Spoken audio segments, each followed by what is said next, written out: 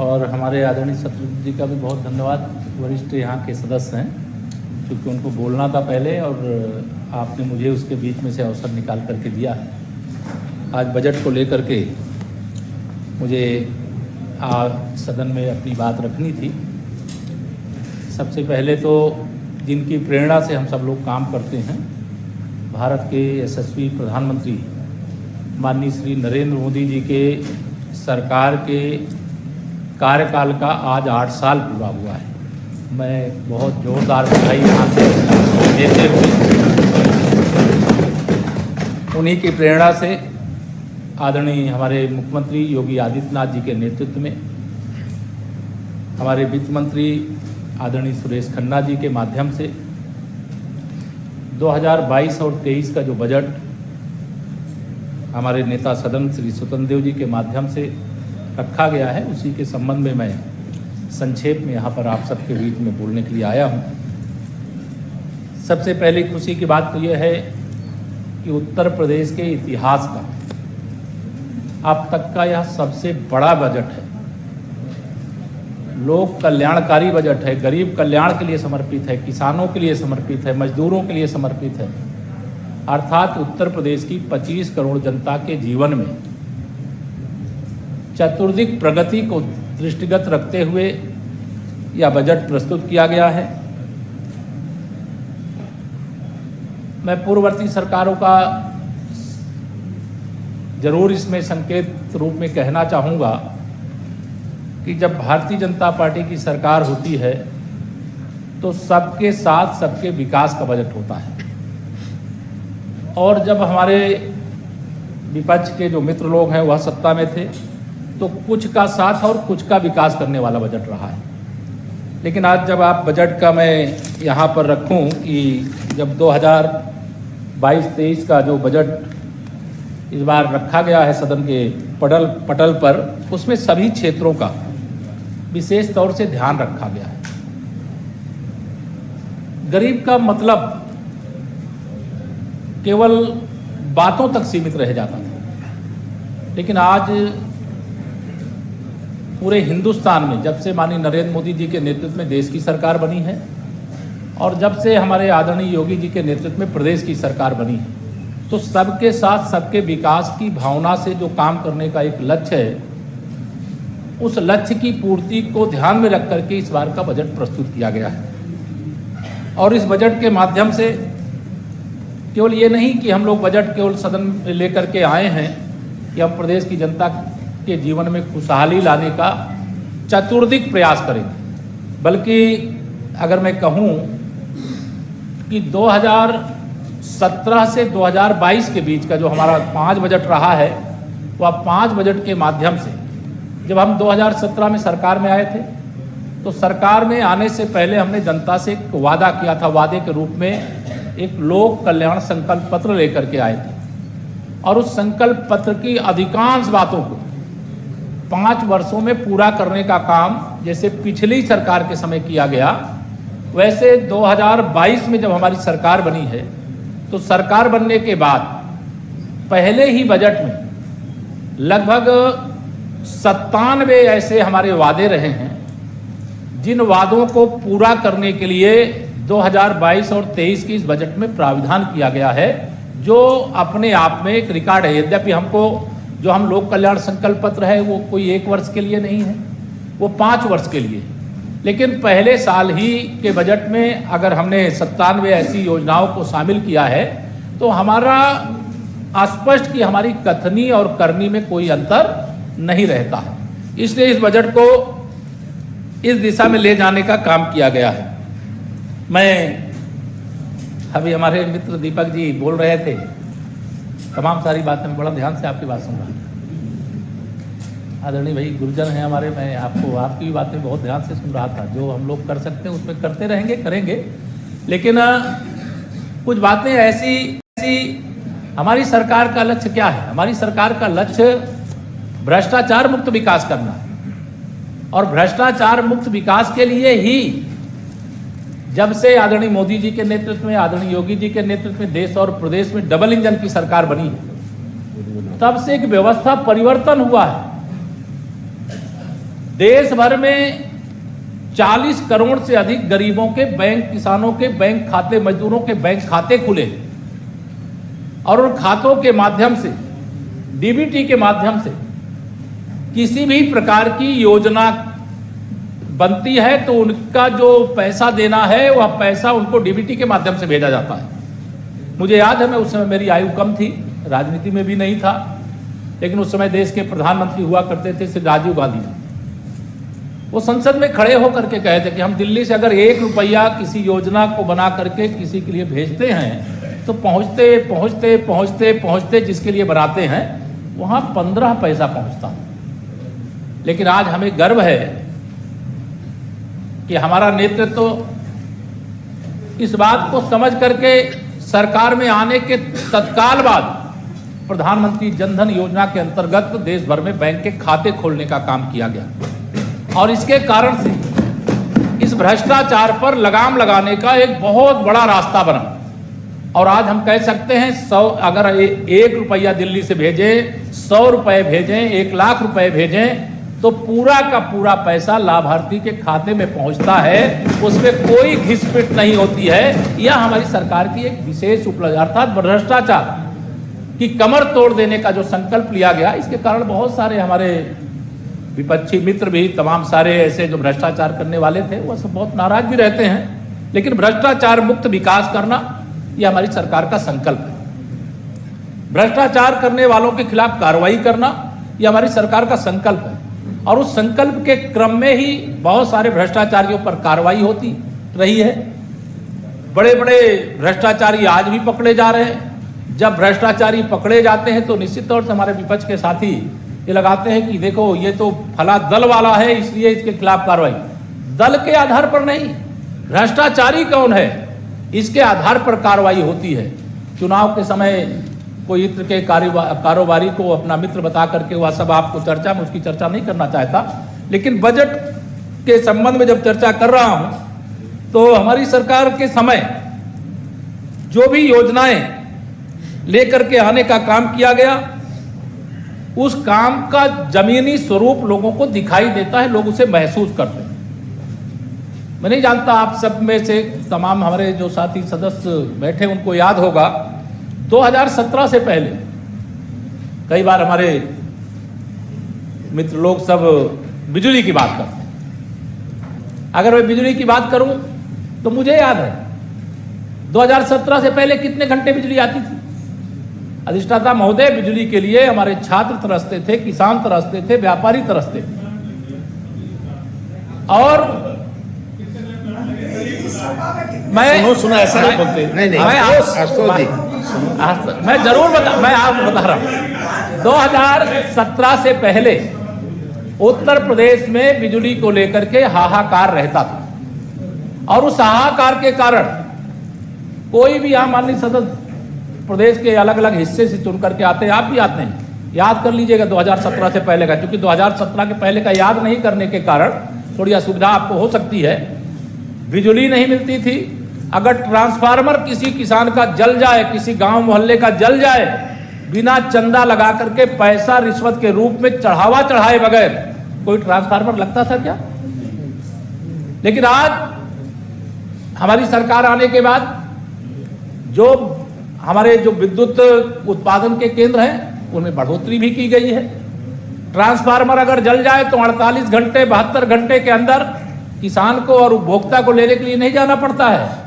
सीधा विभाग के लोग लेकर के आकर के लगाने का काम करते। नहीं ट्रैक्टर लिए हुए और गाड़ी लिए हुए ट्रांसफार्मर के लिए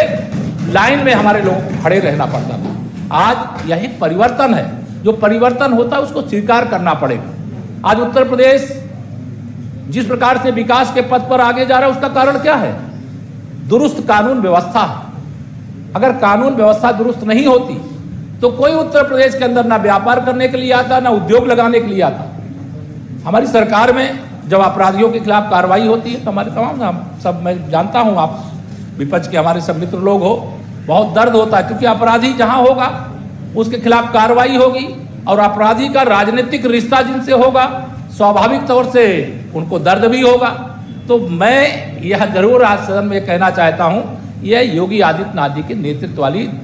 चुस्त और दुरुस्त कानून व्यवस्था को बना करके रखने वाली सरकार है। इस समय पुलिस ये नहीं है कि कोई भैंस खोजने में लगा दी जाती है,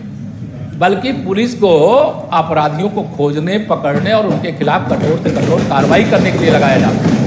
अगर कोई कहीं पर गलती करता है तो उसके खिलाफ भी कार्रवाई की जाती है, लेकिन अपराध मुक्त उत्तर प्रदेश ही विकास युक्त उत्तर प्रदेश की गारंटी है। इसलिए हमारी सरकार ने अपराध मुक्त उत्तर प्रदेश बनाने के लिए, भ्रष्टाचार मुक्त उत्तर प्रदेश बनाने के लिए, गरीब आदमी, हम लोग तो उस बैकग्राउंड से, मैं तो स्वयं आने वाला हूं, तो जो गरीबी के दर्द को जानता है और जब गरीब कल्याण की योजनाएं प्रदेश के अंदर लागू होती है, उसके कारण से 1-2 लाख नहीं, करोड़ों की संख्या में जब गरीबों को गरीब कल्याण की योजनाओं का लाभ मिलता है तो उसका व्यापक परिणाम होता है। आज इस बात की मुझे तो व्यक्तिगत तौर से, जब मैं इस नाते नहीं कि मैं सरकार के अंदर एक जिम्मेदारी को निर्वाह कर रहा हूं, जब एक गरीब के नाते भी सोचता हूं, एक प्रदेश के नागरिक के नाते भी सोचता हूं, कभी कल्पना करते थे तो उत्तर प्रदेश के अंदर गरीबों के कच्चे मकान, पक्के मकान में, वह भी 2-4 लाख की संख्या में नहीं, 43 लाख की संख्या में प्रदेश के अंदर, गांव और शहर के अंदर गरीबों के लिए पक्के मकान जो प्रधानमंत्री आवास योजना के माध्यम से बना करके देने का काम किया गया। हम सब गांव के, इसमें से कई सदस्य हमारे साथी गांव के रहने वाले। गांव में बिजली बहुत पहले पहुंच गई, लेकिन बिजली पहुंचने के बाद जो संपन्न परिवार थे वो बिजली का कनेक्शन ले सकते थे, उनके घर में बिजली के बल्ब के नीचे बैठ करके वो सारी अपनी जरूरतों को पूरी करते थे, उनके घर के भी बच्चे पढ़ते थे। लेकिन अगर गरीब के बारे में कोई सोचा है तो वो डबल इंजन की सरकार, मोदी जी और योगी जी के नेतृत्व वाली सरकार ने सोचा, और सौभाग्य योजना के माध्यम से हम प्रदेश के करोड़ों घरों में बिना विद्युत कनेक्शन देने का 1 रुपए पैसा जमा कराए गरीब के घर तक भी बिजली पहुंचाने का काम किया, उनके घर में भी बिजली लगाने का काम किया। यह एक ऐतिहासिक कदम है। मैं तो सार्वजनिक जीवन में बड़े लंबे समय से था, आप में से भी तमाम वरिष्ठ लोग हैं यहाँ, सब जानते होंगे। हमारी सरकार बनने के बाद प्रधानमंत्री उज्ज्वला योजना के माध्यम से जो गैस का कनेक्शन है, गरीब आदमी कभी सोच सकता है कि उसके घर के अंदर गैस के कनेक्शन मिलेंगे, उसको गैस के चूल्हे पे भोजन बनाने का, नाश्ता बनाने का मौका मिलेगा। लेकिन 1,47,00,000 से अधिक की संख्या में ऐसे गरीब परिवार हैं जिनके घर में गैस का कनेक्शन पहुंच चुका है, और अभी इस बार के बजट में आपने सबने सुना भी होगा, पटल पे रखा गया है। हमने लोक कल्याण संकल्प पत्र के माध्यम से वादा किया था गरीबों के लिए कि हमारी सरकार आने के बाद दूसरी बार हम एक गैस का भरा हुआ सिलेंडर होली पर और एक गैस का भरा हुआ सिलेंडर दिवाली पर देने का काम करेंगे, और इस बार के बजट में हमने प्रावधान किया। गरीब के लिए सोचने के कारण से ही कोरोना की इतनी बड़ी महामारी आई, और इस महामारी के बाद पूरे देश में तो हम बहुत भारी संख्या है, उसको तो आप जानते ही हैं, लेकिन हम उत्तर प्रदेश के 15 करोड़ लोगों को प्रधानमंत्री गरीब कल्याण अन्न योजना के माध्यम से निःशुल्क राशन 2 साल से अधिक समय हो गया है, या वितरित करने का, लोगों को उपलब्ध कराने का, कोई भूखा न रहे। यह हमारी डबल इंजन की सरकार का संकल्प है। वह बजट के अंदर भी आपने देखा होगा, और आप अपने क्षेत्रों में भी देखे होंगे, क्योंकि जब क्षेत्र में जाते हैं तो ऐसे कोई भी जरूरतमंद है जिनको इस प्रकार की सुविधा मिलनी चाहिए, उनको सुविधा देने का काम किया जाता है। अभी मैं सदन बैठे बैठे सुन रहा था, इधर बहुत सारी भर्तियों को लेकर के थोड़ी चर्चा किया। मैं अधिष्ठाता महोदय आपके माध्यम से सदन को यह बताना चाहता हूं, माननीय कल्याण सिंह जी के नेतृत्व में हमारी उत्तर प्रदेश में जब सरकार थी, उस समय माननीय वर्तमान के रक्षा मंत्री, उस समय के शिक्षा मंत्री थे, और शिक्षा मंत्री के रूप में उन्होंने नकल अध्यादेश लाने का काम किया। क्या लक्ष्य था? कोई अपने ही बच्चों को, अपने प्रदेश के ही बच्चों को सताने का नहीं, उनको पढ़ा लिखा करके इस प्रकार से बनाने का था कि देश की ही नहीं, प्रदेश की ही नहीं, दुनिया की किसी परीक्षा के अंदर वह उत्तर प्रदेश का मान और सम्मान बढ़ा सकने का काम करे। और बच्चों के मन में जब पढ़ने की लालसा जागृत हुई, संयोग से फिर हमारी अगली बार सरकार नहीं आई, और सरकार नहीं आने के बाद समाजवादी पार्टी की सरकार आ गई, और उस समय उस अध्यादेश को समाप्त करके उस समय नकल माफियाओं के गैंग को तैयार करने की शुरुआत हुई। जितनी भी प्रतियोगी परीक्षाएं हो रही हैं, जितनी भी भर्तियों के लिए परीक्षाएं हो रही हैं, उन परीक्षाओं के जितने भी पेपर हो रहे हैं, जहां पर भी लीकेज के मामले आ रहे हैं, जहां पर भी इस प्रकार की कोई शिकायत आ रही है, उन शिकायतों को जब खोजने के लिए जाते हैं तो उनमें कौन गैंग मिलते हैं, उसमें राजनीतिक दलों के साथ संपर्क रखने वाले मिलते हैं। ये तैयार कब हुए, क्यों तैयार हुए? और हम आपको माननीय अधिष्ठाता महोदय आपके माध्यम से पूरे विश्वास के साथ कहना चाहते हैं, जिस प्रकार से भू माफियाओं को, जिस प्रकार से खनन माफियाओं को, जिस प्रकार से नकल माफियाओं को, जिस प्रकार से भर्ती परीक्षाओं में पेपर लीक वाले माफियाओं को, शराब माफियाओं को इनकी कमर तोड़ करके रख देने का काम किया गया है। वह आने वाले समय में आप देखेंगे कि जो बहुत छिपे हुए हैं, जो बड़ी तैयारी में थे कि 10 फरवरी के बाद शायद उत्तर प्रदेश के अंदर ऐसा अवसर फिर मिलेगा, जैसा चाहेंगे वैसा करेंगे। लेकिन उत्तर प्रदेश की जनता समझदार, वो जानती थी कि किनके हाथों में प्रदेश को सौंपने से प्रदेश का भला होगा, प्रदेशवासियों का भला होगा। इसलिए हमें प्रचंड बहुमत के साथ उत्तर प्रदेश में फिर से सरकार बनाने का मौका दिया। और समाजवाद की बात अभी मैं, चूंकि इस सदन में नहीं है, पूर्व मुख्यमंत्री जी वो समाजवाद की व्याख्या कर रहे थे। मैं नहीं जानता हूं, अभी दूसरे सदन में हमारे वहाँ समाजवाद से जुड़ी हुई पुस्तक भेंट करने का उन्होंने अभी दूसरे सदन में कहा था, उसका उल्लेख मैं नहीं करना चाहता, नाम नहीं लेना चाहता। लेकिन उनके समाजवाद का मतलब परिवारवाद होता है, जातिवाद होता है। लेकिन समाजवाद परिवारवाद नहीं होता है, समाजवाद जातिवाद नहीं होता है। समाजवाद सबका साथ, सबका विकास होता है, और वह नहीं कर सकते थे। और नहीं करने के कारण इस प्रकार की बातें उनके मुंह से शोभा नहीं देती है कि अगर परंपरागत तरीके से, जैसे कांग्रेस का चरित्र है, जैसे समाजवादी पार्टी का चरित्र है, जैसे और बहुत सारे देश के अंदर राजनीतिक दल उनका चरित्र है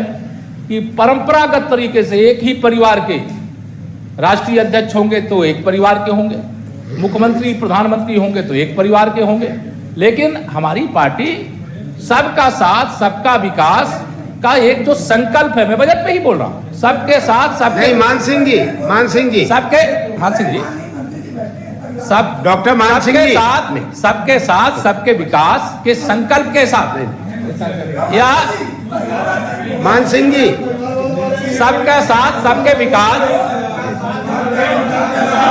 कृपया शांत रहे, कृपया शांत रहे। सबके साथ सबके विकास के संकल्प के साथ हमारी सरकार का यह शानदार बजट आया है। हमारी सरकार का यह भी लक्ष्य है, जो निराश्रित गौवंश है, उस पर हमारे विपक्ष के साथी कई जगह सवाल उठाते हैं। लेकिन मैं उनको बताना चाहता हूं, भारतीय जनता पार्टी की सरकार जब से उत्तर प्रदेश में बनी है, गौवंश के गर्दन पर कोई खंजर नहीं चला सकता है। पहले सरकार और गौवंश के तस्करों का क्या रिश्ता था, उसके कारण क्या प्रदेश के अंदर परिस्थितियां पैदा होती थी। हमने लाखों की संख्या में गौवंश के लिए गौ आश्रय स्थल बनाने का काम किया है, आगे बजटीय और प्रावधान किया है। सभी क्षेत्रों में सड़कों की दृष्टि से, एक्सप्रेस वे की दृष्टि से, बिजली की उपलब्धता की दृष्टि से, बिजली की तारों को दुरुस्त करने की दृष्टि से, नगर के अंदर बिजली व्यवस्था को और सुधार करने की दृष्टि से, पीने के पानी के लिए हम में से तमाम लोग होंगे ऐसे प्रदेश के अंदर संपन्न परिवार जो अपनी स्वयं की बोरिंग करा करके जरूरत के हिसाब से पानी प्राप्त कर रहे होंगे। लेकिन तमाम गरीब परिवार ऐसे हैं, दूर दूर जा करके वो पानी, पीने का पानी लेकर के आते थे। लेकिन मेरे प्रधानमंत्री माननीय श्री नरेंद्र मोदी जी के नेतृत्व में, उनके मार्गदर्शन में, हर गरीब हो चाहे अमीर हो, हर घर नल से जल पहुंचाने का एक जो संकल्प लिया गया, हमने इस बजट में भी उसका प्रावधान किया है। और उस बजट के माध्यम से आने वाले समय में उत्तर प्रदेश के अंदर भी हर गरीब हो चाहे अमीर हो, गांव में रहता हो, शहर में रहता हो, झुग्गी में, झोपड़ी में, जहां भी रहे, झुग्गी झोपड़ी का तो अब समय जा रहा है क्योंकि पक्का मकान गरीबों का बनकर के तैयार हो रहा है। तो हर व्यक्ति हर घर नल से जल पहुंचाने का काम यह करने की दिशा में हमारी सरकार ने शानदार प्रयास किया है। किसान सम्मान निधि, वो आप सब जानते हैं कि उत्तर प्रदेश ही नहीं पूरे देश के किसानों को प्रधानमंत्री किसान सम्मान निधि के रूप में 2-2 हजार की 3 किस्त में वर्ष में 6,000 रुपए उनके खाते में जाता है। और हमारी सरकार ने किसानों के उत्थान के लिए अनेक प्रकार के कदम उठाए। मैं लंबी बातें नहीं करना चाहता, लेकिन आप सब लोगों से बस इतना ही, आप माननीय अधिष्ठाता महोदय, आपके माध्यम से मैं यहाँ पर यह कहना जरूर चाहता हूं कि फिर भी आप हमारे जो विपक्ष के साथी हैं, कोई भी अच्छा सुझाव सरकार उसको जरूर ध्यान देगी